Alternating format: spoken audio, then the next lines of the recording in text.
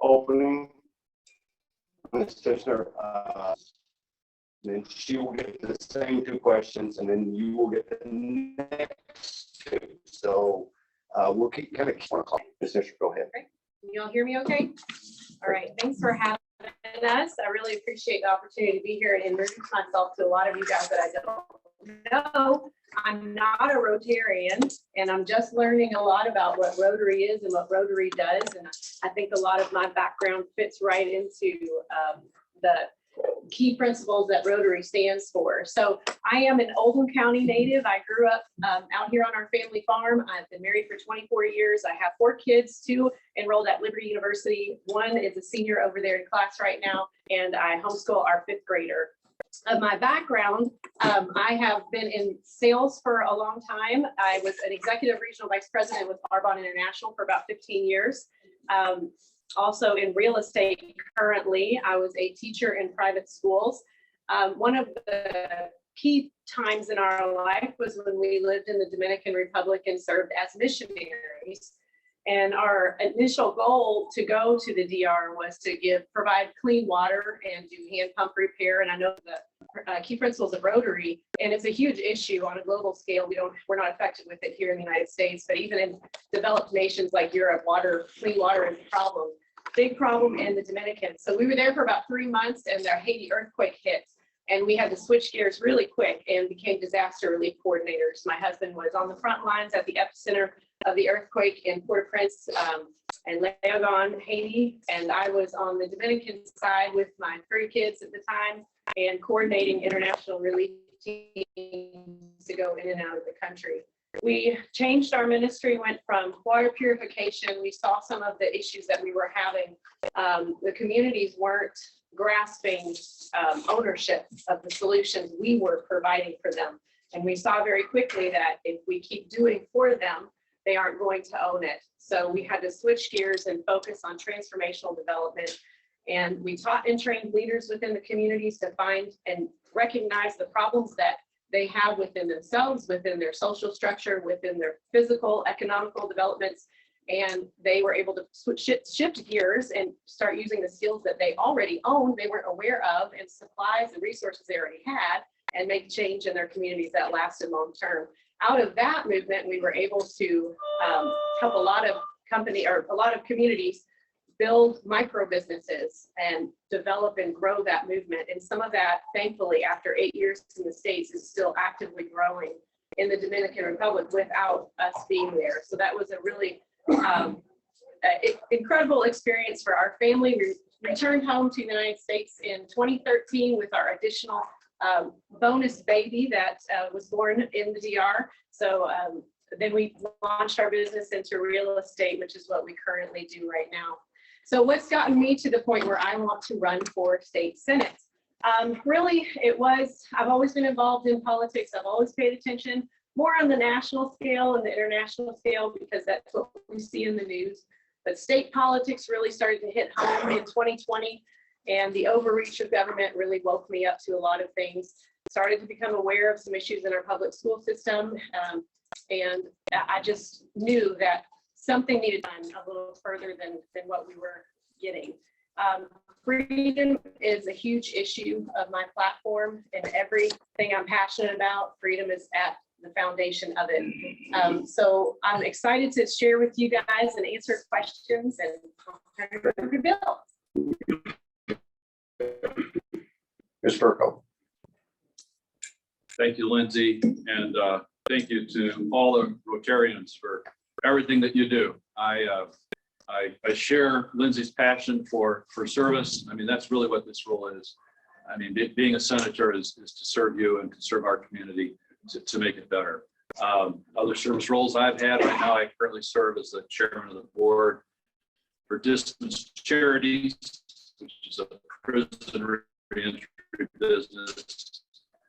We serve about 8,000 prisoners a year coming out of long-term incarceration back into society, facilities in 14 states, 2,500 beds, and another 1,200 on home incarceration.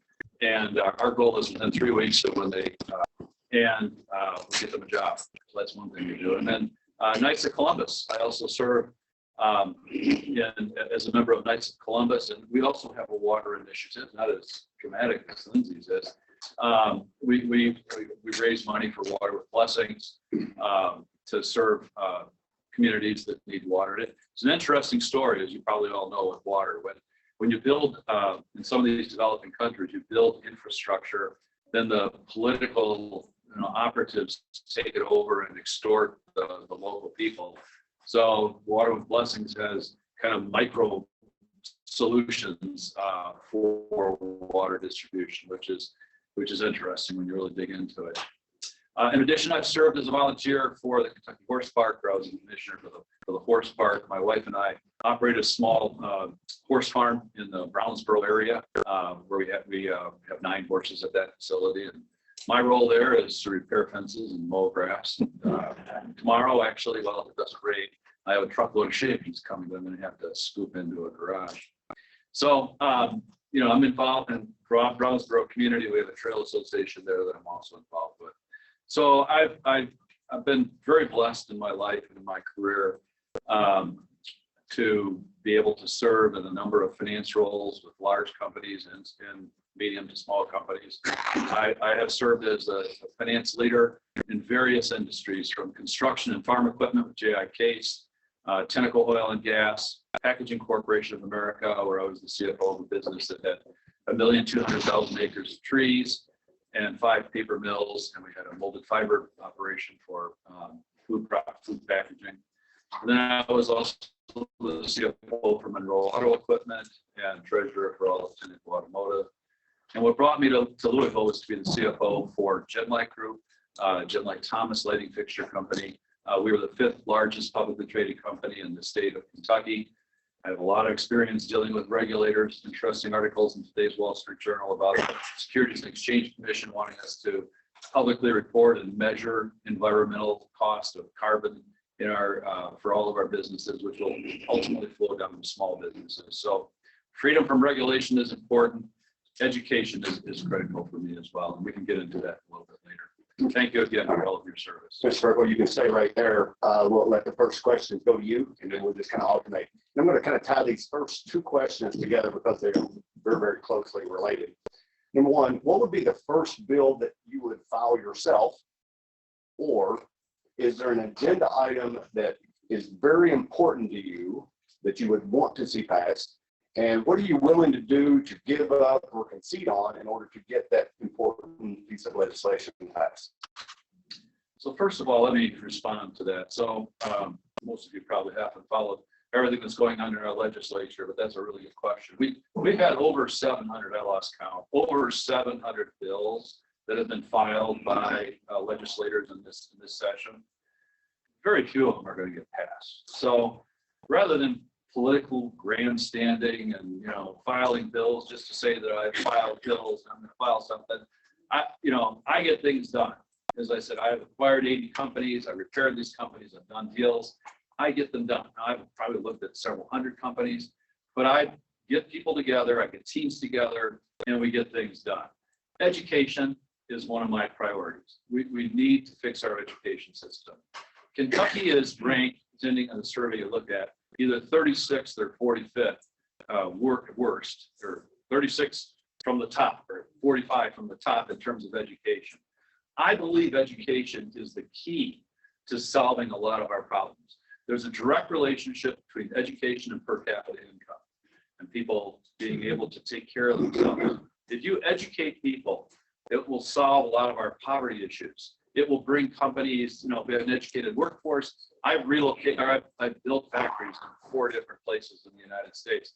One of the first things you look at is there a workforce that can work in that community? Is there an educated workforce that can get to your business? So I think education is key. It'll solve the poverty issue. Once you put the dent in the poverty issue, you get rid of the crime and the drugs and the murders and everything else that's going on in the city. So I think education, I want to fix. There's 2 things: school choice, and Lindsey and I have been involved in the legislative committee where we have these SPDMs, site-based decision-making, where we need to have 4 parents and 2 professionals, the principal and the teacher involved. So those are some of the things that I think that we need to do to, put a dent in our education. Thank you. Ms. Tichenor, you get to respond to the same question. Okay. Education has also been really important to me. 2018, I started realizing when my daughter was a junior, 2018, 19. So it's been in the news a lot lately. It's very controversial, but it's in there in our schools in general, coming from the Kentucky Department of Ed and the Federal Department of Education as well.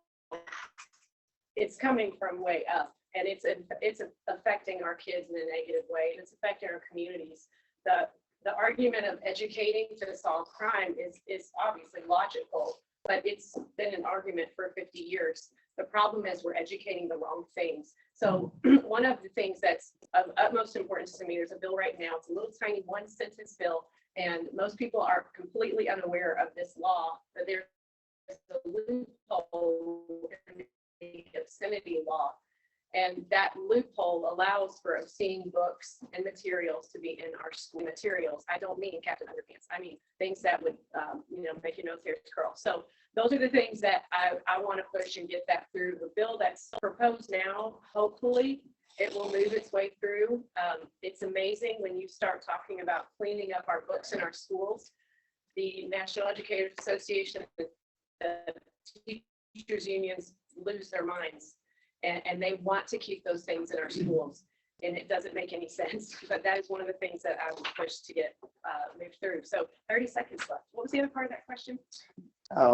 Agenda. Are there any things that you're willing to give up in order to get your most important piece passed? Am I willing to compromise? Is that what you're saying? I'm just reading why somebody posed the question. Yeah. I compromise, a dirty little word in politics. I absolutely, depends on what the issue would be, honestly. Things that are important to my faith and what I stand for, no, I won't compromise on those things.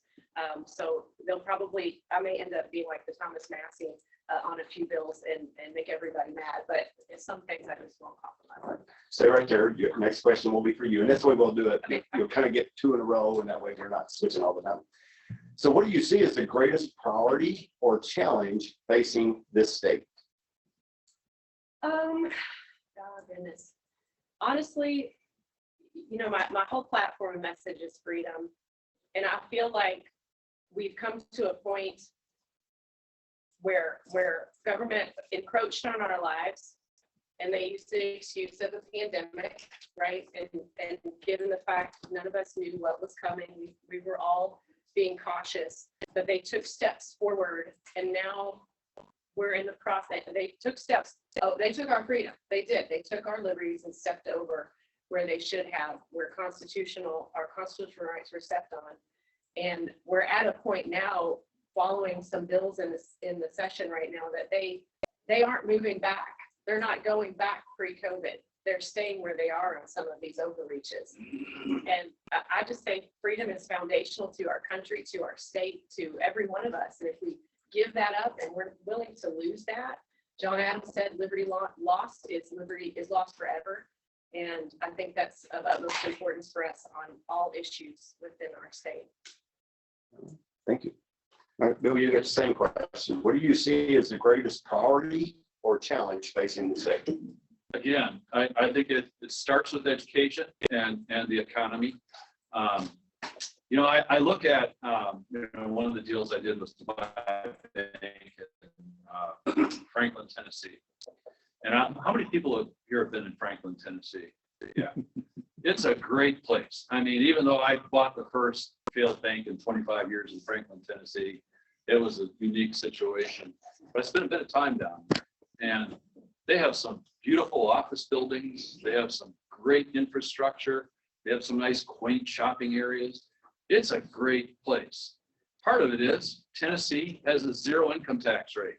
Companies, executives looking at moving their corporations to places like Franklin, Tennessee, they're going to look at the income tax structure. That's one of the things. But again, you have to have an educated workforce before the company's even going to want to move there. Okay.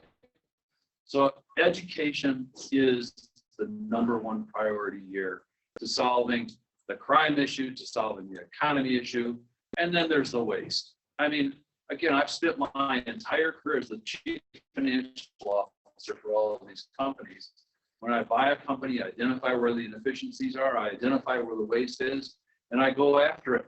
I mean, that's what I've done because I find waste in our personal family as well. But that's what I do. I identify solutions, improving efficiency, investing capital, driving capital, and that's what I teach. I teach at the University of Louisville. I teach the undergrad equine finance class. I teach in fact, tomorrow night I start the online MBA finance class, and I teach finance. I teach capitalism. I teach students to appreciate what you have to do is you have to earn, you have to produce, and then you save, and you spend some of what you make, and you save and you invest. And that investment creates additional opportunities, it creates wealth, it creates productivity and a better standard of living. But it all starts with capitalism and not just helicopter money going around to everybody in the country. Thank you. Stay right there. Next question will be for you. The current session is they're in session, and what do you see as the most important thing that the current session has accomplished thus far? Well, the education bills that they've worked on are a step in the right direction. So, I think those are good. The legislature has advanced a bill to reduce our income tax rates to 4% and ultimately to 0. I'm sure the governor is going to veto all of that, but fortunately, we've got good Republicans in the House and the Senate, and I think a lot of those bills are probably going to be, the veto will be overridden. So to me, I think those are, the education bills and the bills that help our economy and, eliminate waste. And we have to get past one of the things I've talked about in other sessions. Teachers only make in the state on average, between $55,000 and $60,000 a year. I think our teachers aren't paid enough. But if you look at how much, like the average spending per student in Jefferson County is $18,000 per student. You take that times 20 students, and we know there's at least 20, there's probably closer to 30. 18,000 per student times 20 students is $360,000. The teachers get 60. Where does the other $300,000 go to? It's wasted. There's so much inefficiency and waste. We have ESLs, 63 in Jefferson County, 63 different languages for English as a second language type of teachers. My father didn't speak a word of English when he was age 5, when he started kindergarten. Okay, there was no ESL. He was an immigrant. He spoke German. There's some things that we're going to have to, grind it out, create some discipline. People are going to have to work harder, and we're going to have to find some inefficiencies so that we can actually teach instead of wasting money on critical race theory and DEI, diversity, equity, and inclusion. We need to reinvest in reading, writing, and arithmetic, and teach our students and make sure that they're really learning. Thank you. Ms. Tichenor, same question. If you'd like me to repeat it, just say something.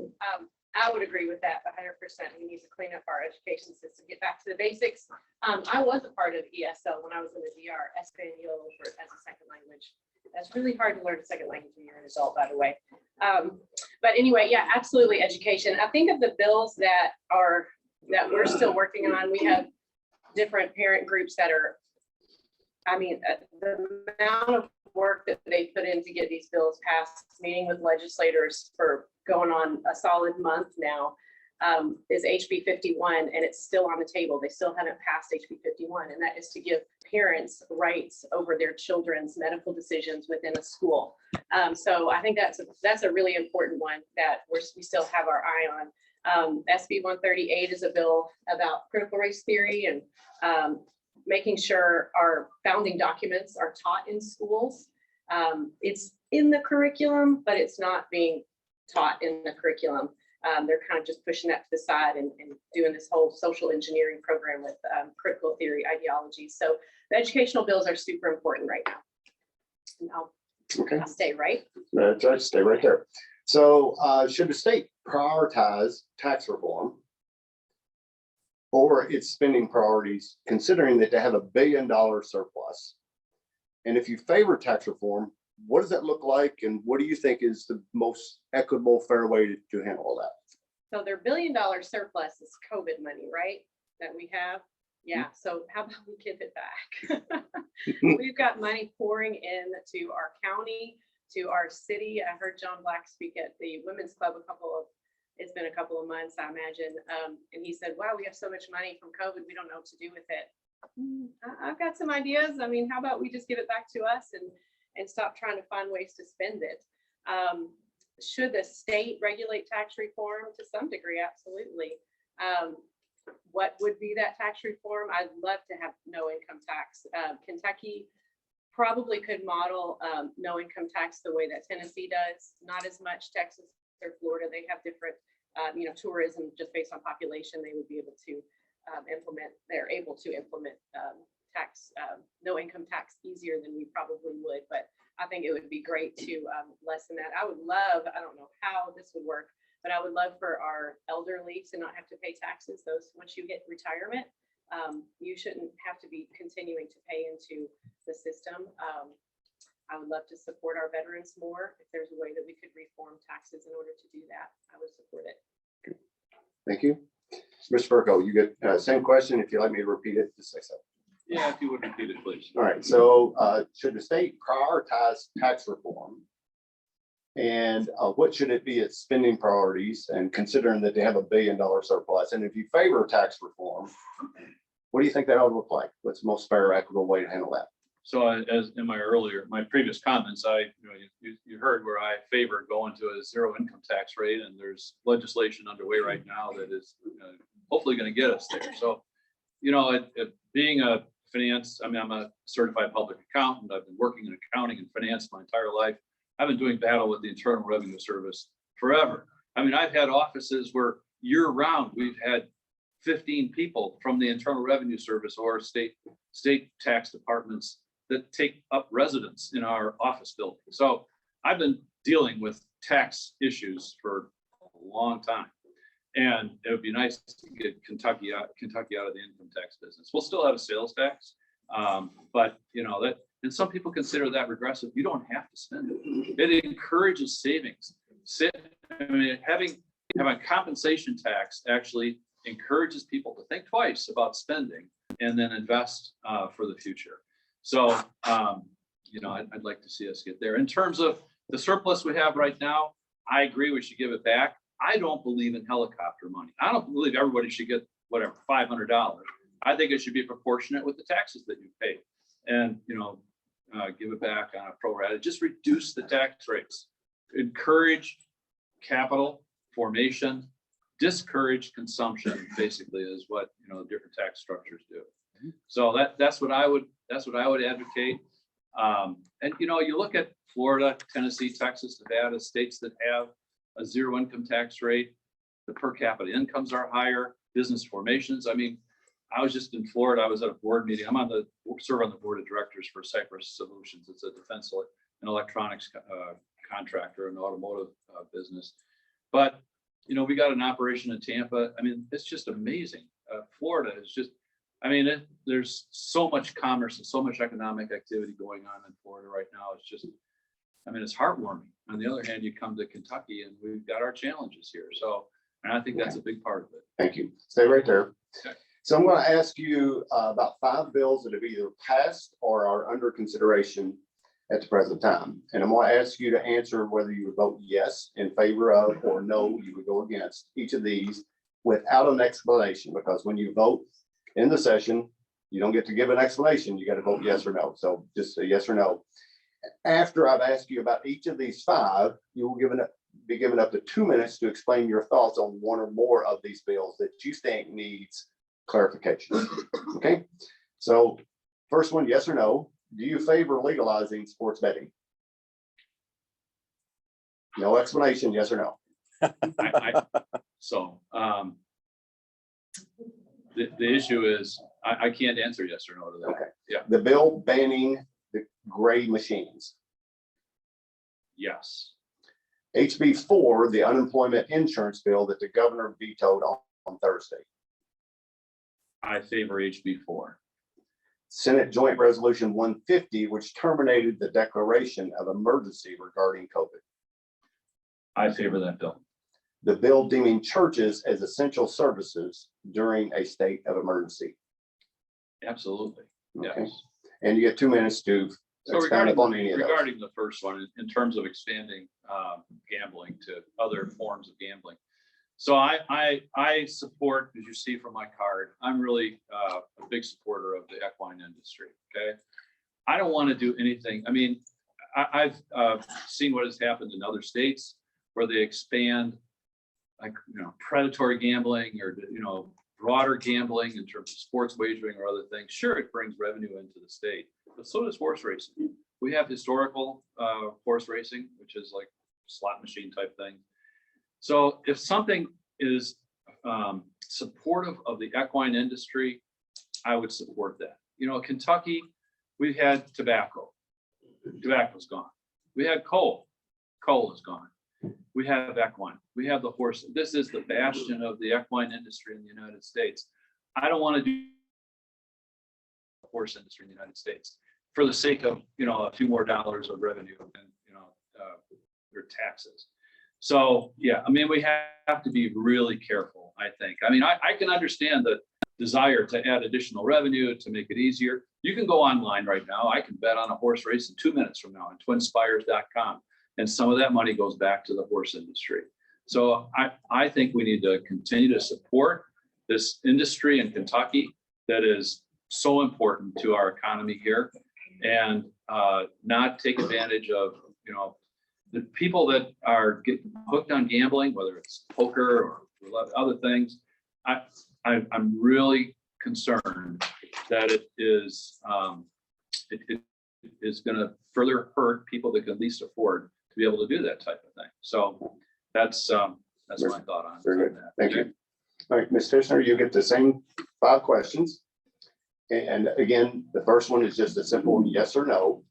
And then you'll get 2 minutes to respond to any portion or all that you would want to speak to. Do you favor legalizing sports betting? I would need to read the bill. Okay. The bill banning gray machines.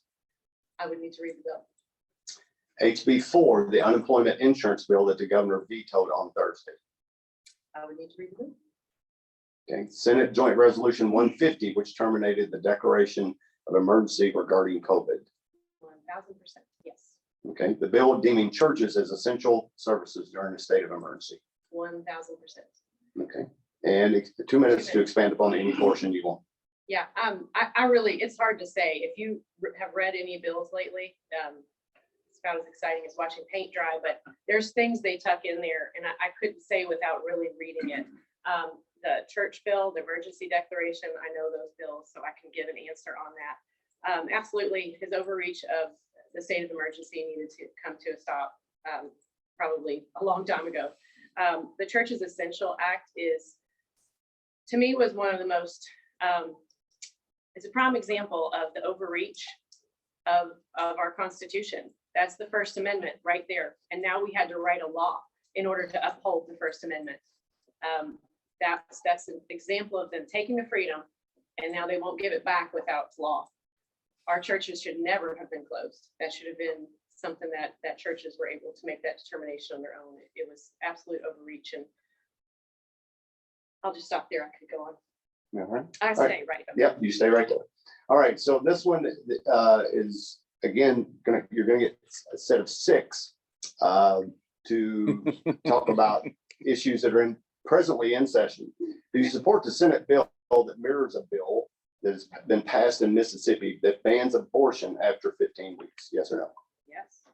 Would you vote in favor of charter schools? Yes. The bill requiring at least a 15-minute comment period at school board meetings. Yes. Representative Jason Neem's medical marijuana bill that has been passed by the House. I would need to read that bill. Are you in favor of Article 5 and calling for a convention of states? I need to read that more, but I am heavily leaning towards yes. I am in favor. HB 29, an act relating to prohibiting the enforcement of a federal ban or regulation of firearms and declaring an emergency. Oh yeah, this is the one that's going to encroach on our firearms company. I haven't read that completely. I'm against. Yes or no? I am pro Second Amendment. How about that? All right, two I got minutes. 2 minutes. No, I need to read that in detail. I skimmed it a couple of days ago, but I would need to read it in detail.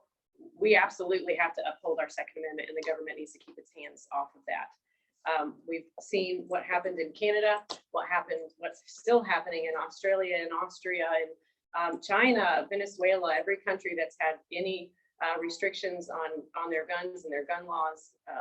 They're in trouble, and they've lost a lot of their freedom and their rights. So absolutely would support anything that keeps the government out of our guns. What was the second to last one?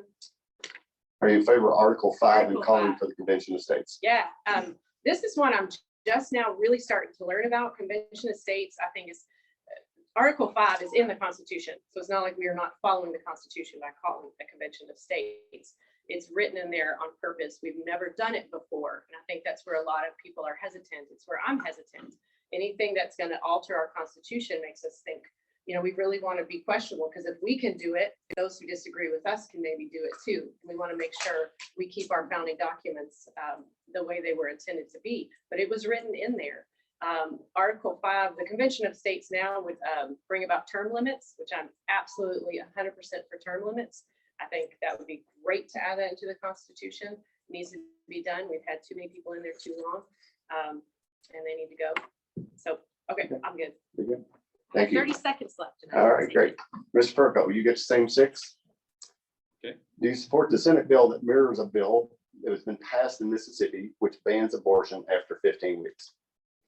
Absolutely. I would like to go further. Would you vote in favor of charter schools? Absolutely. The bill that requires at least a 15-minute comment period at school board meetings. Yes. Representative Jason Neem's medical marijuana bill that has been passed by the House. I support that. Are you in favor of Article 5 and calling for a Convention of States? I need to comment on, abstain. I'll comment on that. Okay. And HB 29, an act relating to prohibiting the enforcement of a federal ban or regulation of firearms and declaring an emergency. I would need to read that, but I basically have the same comment Lindsey did, that Okay. I'm pro Second Amendment. 2 minutes.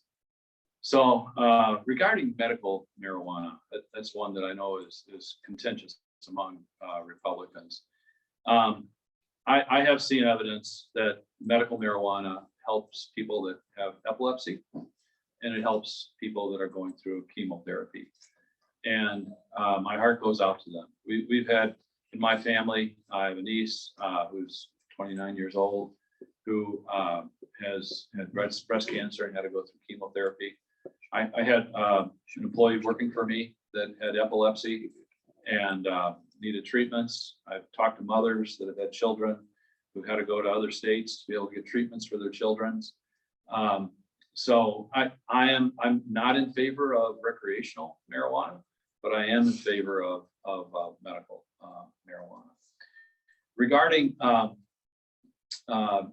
Convention of States, I know Denise and I have had a conversation about this. I'm very concerned about if we do open it up, that there's a risk that they could eliminate the Electoral College. It would basically make Kentucky a suburb of California and New York. If we can have a Convention of States and maintain, not let them open up the Electoral College, I would be all in favor of it. Okay.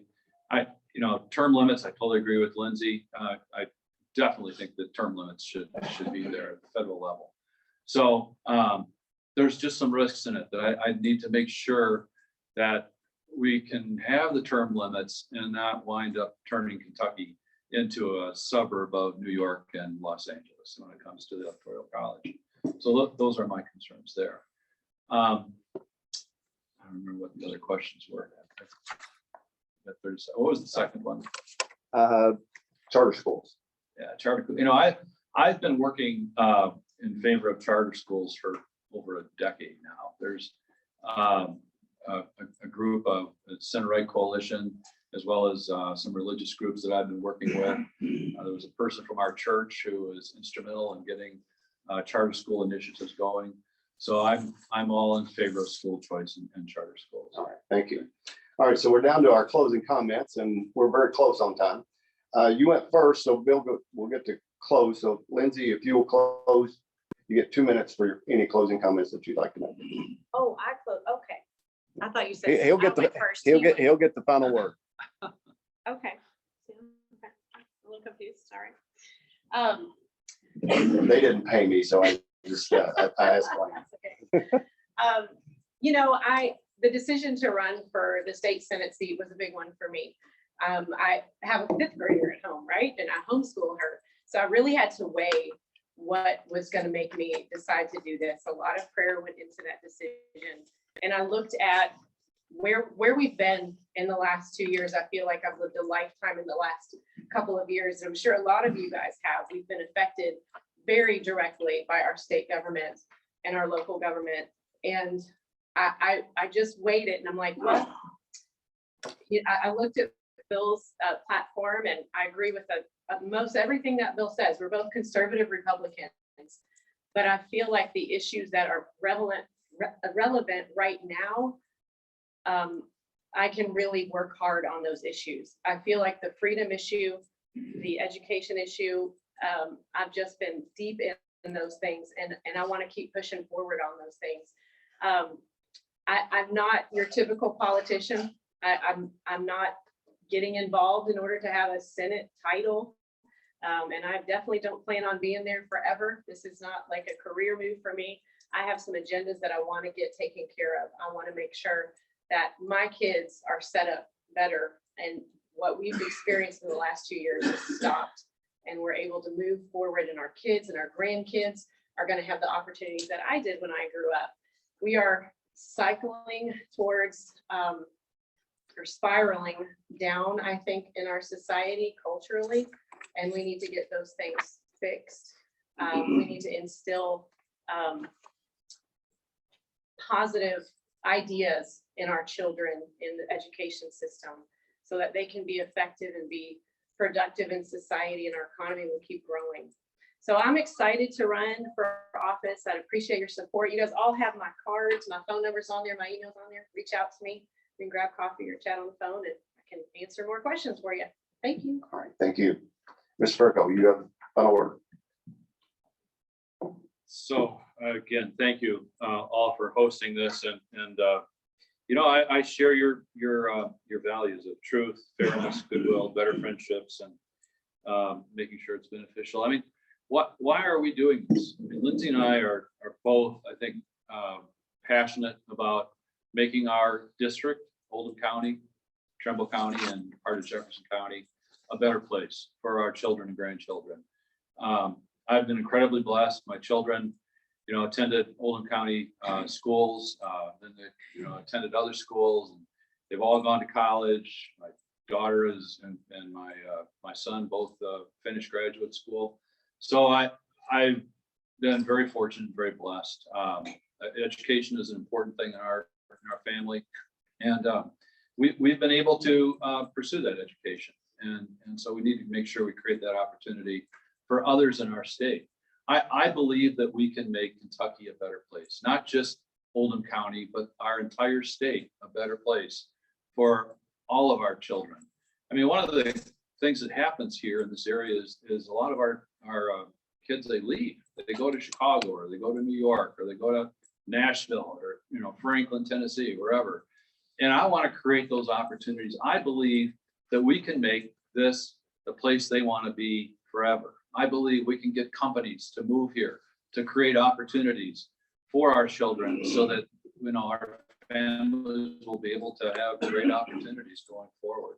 As Lindsey said, I think many of our values are the same. I mean, I've been battling the government, you know, everything from the Environmental Protection Agency to OSHA to the Internal Revenue Service, my entire life. As the number 2 person in many companies, I've had regulators looking over my back every day.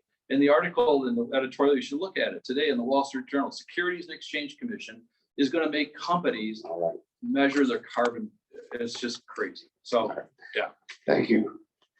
Ladies and gentlemen, if you would give a round of applause to both our candidates.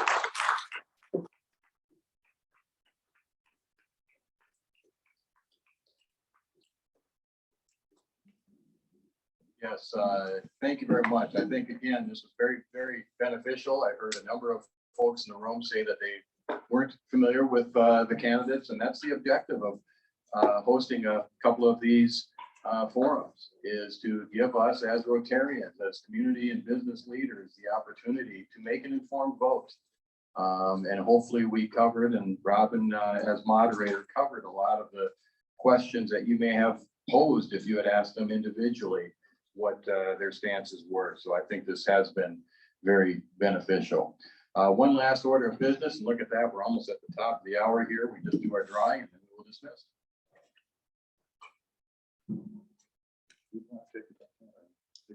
Yes, I have. Okay.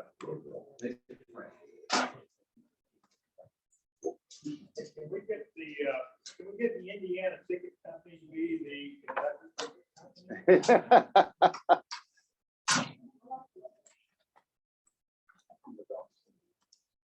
All right. And if you didn't know, it's somewhere north of $400, right, Josh? Depends on what you give me last. Yeah, it should be in that range. It's a big pot. So last three numbers are 442. Peggy, come on over, Peggy. Okay, while she's coming up, for those that aren't aware, she's gonna spin the wheel. Gotta go around twice. Oh. That's right up there. You're gonna spin that thing, gotta go around twice. Spin it Okay, hard. she's gonna spin it hard. If she lands on purple, she's gonna get $40. If she lands on this rotary wheel, she's gonna get somewhere north of $400, I think. And if it lands on any other color, You get a pizza. pizza. Yeah. All right. Just spin it hard. Yeah. Good, hard. Real hard, real hard. Hard as you can. Oh!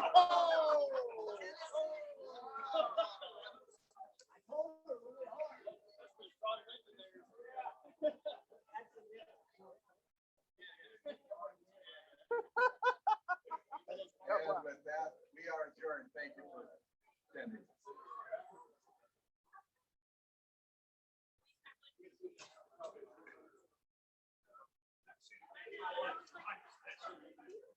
I missed my call.